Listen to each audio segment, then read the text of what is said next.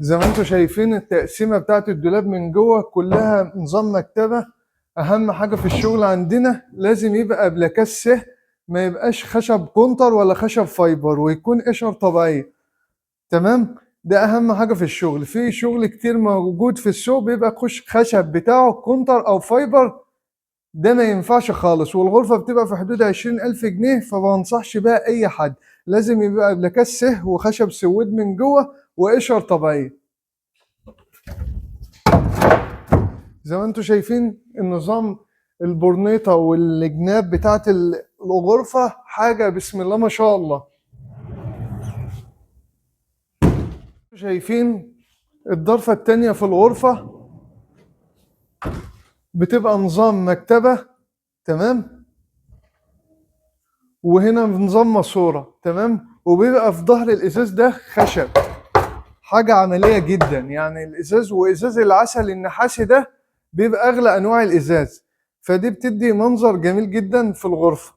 تمام. واهم حاجه، زي ما انتوا شفتوا الشغل عندنا كده بنشرح كل التفاصيل، عشان برضو وانت قاعد قدام الشاشه تقدر تختار اللي انت عاوزه، او تقدر تشرفنا في اي وقت في دمياط. خليكم معانا. شايفين ده نظام السرير، سرير بانوراما، حاجه بسم الله ما شاء الله مميزه جدا. في الاضاءات هنا، وفي نظام التنجيد مع شغل القشره. خدوا بالكم نظام القشره والدهانات. في 3 درجات في الغرفه دي، حاجه بسم الله ما شاء الله. والاتنين كومودينو داخلين مع السرير، فدي حاجه مميزه جدا. خليكم معانا عشان اوريكم الكومودينو. زي ما انتم شايفين ده نظام الكومودينو. اهم حاجه في الشغل لازم يبقى الاساسيات زان، زي ما انتم شايفين، ومتبطن. وما انصحش اي حد يقول لك اقلد لك الاوضه. يوم ما يجي يقول لك اقلد الاوضه، هيجي ياخدها من عند خشب، وبعدين يديها لك بقى يشطبها ويزيد تكلفتها ويقول لك انا اعملها لك عموله. عمره ما حد يعرف يعمل الشغل ده الا صاحب المكان اللي بيشرح فيه.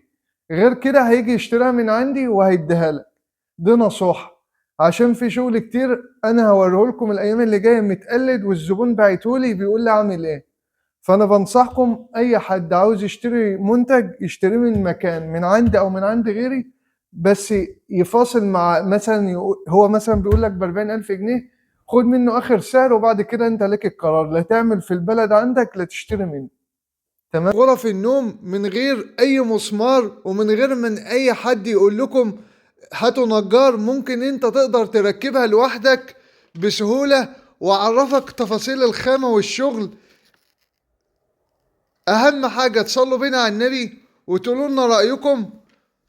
والنهاردة هنركب لكم اوضة النوم اللي اتطلبت مننا كتير، حاجة بسم الله ما شاء الله من اكتر مبيعا في معرض سمير الشناوي، وهنعرفكم الخامات. يا ريت تقولوا لنا رأيكم وتصلوا بينا على النبي. هنركب لكم الأوضة زي ما انتوا شايفين من غير مساعدة ومن غير مسمار، وهنعرفكم تفاصيل الخامة. زي ما انتوا شايفين تركيب الأوضة بيبقى بسيط خالص. أهم حاجة تركب الأماكن بتاعتها مظبوطة من اليمين للشمال.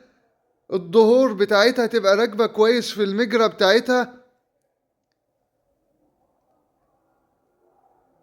ودي العلبة بتاعتها بتركب في مكانها. كل الحاجات دي بتبقى معروفة مش مستاهلة. لو انتوا حضراتكم ما عندكمش نجار ممكن تقدروا تركبوها زي ما انا عامل لكم الفيديو، تقدروا تشتغلوا عليه في اي غرفة. وهعرفكم ازاي الظرف الجرار بتركب. وزي ما انتوا شايفين دي نظام الخزنة والظرف. ودي الأرفف بتبقى كلها أبلكاس سه. انا بس مجري الفيديو عشان برضو لو الفيديو خليته على الطبيعة هناخد اقل حاجة ساعة. فانا بحاول اجري الفيديو واشرح لكم على قد ما اقدر. دي الذرة في الجرار بيبقى فيها 4 عجلات. ال4 عجلات فيهم مسمار. المسمار في النص كده بعمله بايدي، يعني انا ممكن اعمله بالمفك، انا هعمله بايدي كده اهو، واظبط الزوايا بتاعته عشان العجل ما يبقاش عالي وواطي في الضرف. وهركبه بطريقة سهلة خالص. بركب العجلتين في المجرى وبركب العجلتين التانيين في المجرى اللي فوق. وخلي بالكم الدولاب ما ربطتش فيه ولا مسمار، عشان تعرفوا ان الشغل يعني ايه راكب مرتاح. لو ربطنا بقى المسامير خلاص الدولاب يقعد 100 سنة ما تشغلوش بالكم بيه. تمام. زي ما انتوا شايفين العجلتين بيركبوا، خلص الموضوع. بتركب الضرفة اللي بعدها. الموضوع سهل وبسيط. يا ريت تقدروا تعبنا واحنا بنحاول نوريكم حاجات جديدة. ادعمونا بالاشتراك وتصلوا بينا على النبي وتقولوا لنا رأيكم، عشان احنا بنوريكم احدث حاجة في الشغل، وبنوريكم التفاصيل المميزة اللي محدش هيوريها لكم في اي صفحة غير في صفحة سمير الشناوي في دمياط. واللي اول مرة يشوف صفحتنا موجود عليها اكبر تشكيل اساس نوم وسفر وصالونات وانترهات. الضرفة اللي انا بركبها دي جيت اركبها ركبتها في المجرى الاولانية وفي مجرى وراها. لازم المجرتين يبقوا فوق بعض، ما يبقوش يعني ما يبقوش واحدة قدام وواحدة ورا. دي برضو نقطة لازم تركزوا عليها لو حد حب يركب الأوضة لوحده. ودي الضرفة التانية، برضو لازم تظبط الزوايا بتاعت العجل من فوق ومن تحت، عشان الضرفة لما تيجي تركب مرتاح، ما تحكش في البرنيطة ولا تحك في القعدة. تمام. والخامات اللي انا وضحتها في اول الفيديو، تمام، لو اوضه ب200,000 جنيه هي نفس الخامات اللي انا بقدمها. انما في شغل تاني بيبقى معمول من الكونتر او الخشب مثلا الحبيبي، ده بيبقى حاجة تانية وبيبقى نفس الشكل، بس بيبقى الخامات بتاعته الداخلية كلها فايبر وكونتر. انما اللي انا بوريها لكم دي كلها قشر طبيعية من جوه، دهان فرن، تشطيب مستوى عالي جدا. وانا حبيت اعمل معاكم الفيديو ده برضو توضيحا وبرضو خلفية عن تركيب الشغل. وتقدروا تشرفونا في معرضنا سمير الشناوي في دمياط. وزي ما انتوا شايفين اخر ضرفة بتركب برضو بسهولة، بتركبها والموضوع سهل وبسيط. واي خدمة وشكرا.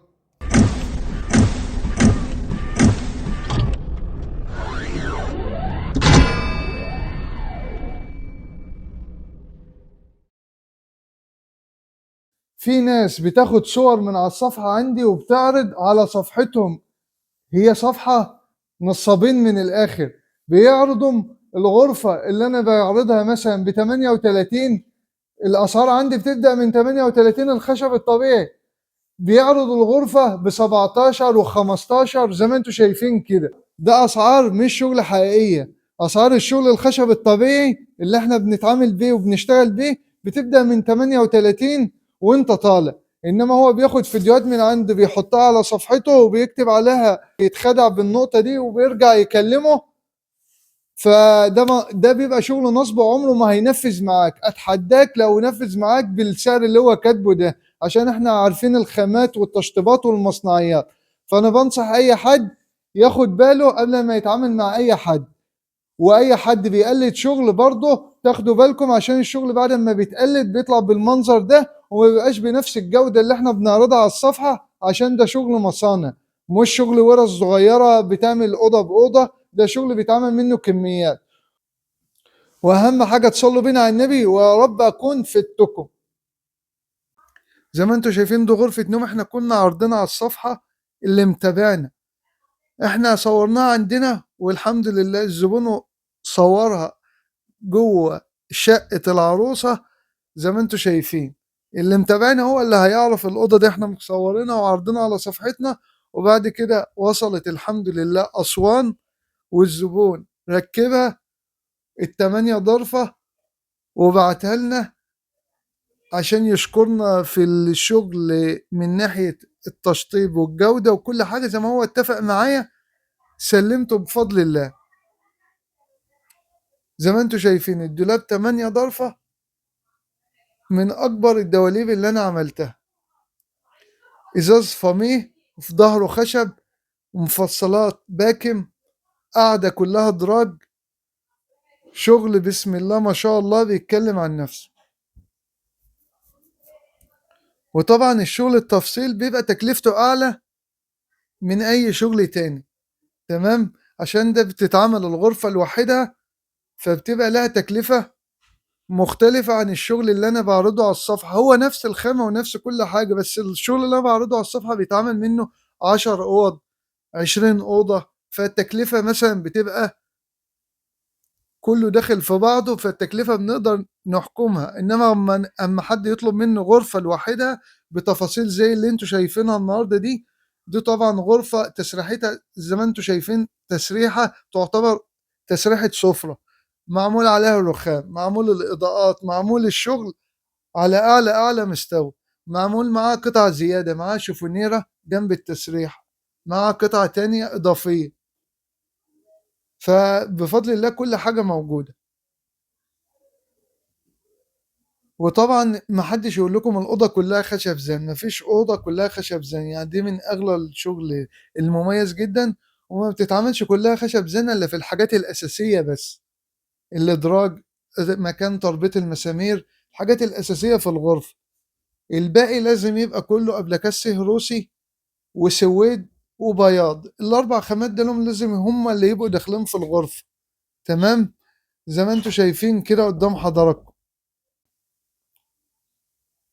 والسرير الميكانيزم اللي انتوا شايفينه ده بيتعمل بالطلب، يعني برضو بتتسألون عليه، فهو بيتعمل بالطلب، يتعمل في أي غرفة انتوا شايفينها على الصفحة، أي غرفة بيتعمل. أجمل تحية لأجمل زبون اتعاملنا معاه، راجل محترم جدا، يعني هو تعب نفسه وعمل لنا فيديو بإيده